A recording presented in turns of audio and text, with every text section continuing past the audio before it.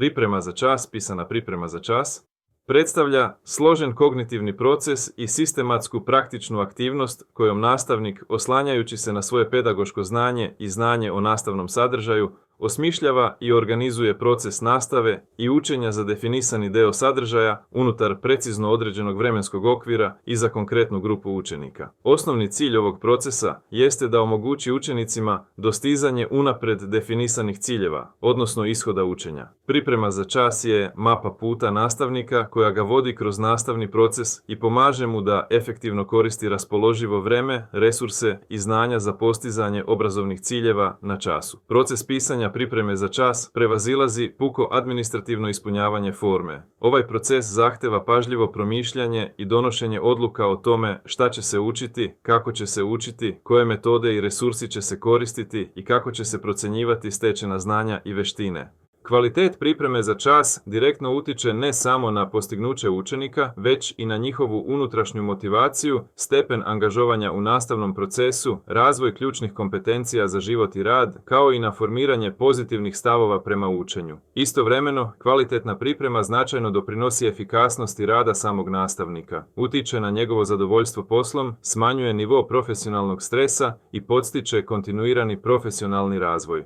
Planiranje sopstvenog rada predstavlja obaveznu aktivnost nastavnika definisanu zakonskom regulativom. Time nastavnik pokazuje profesionalizam i posvećenost poslu, a ovaj proces obuhvata sistematsko promišljanje i organizovanje rada na godišnjem, mjesečnom i časovnom nivou, pri čemu se svi planovi nadovezuju jedni na druge i čine celinu usmjerenu ka kvalitetnoj realizaciji nastavnog procesa.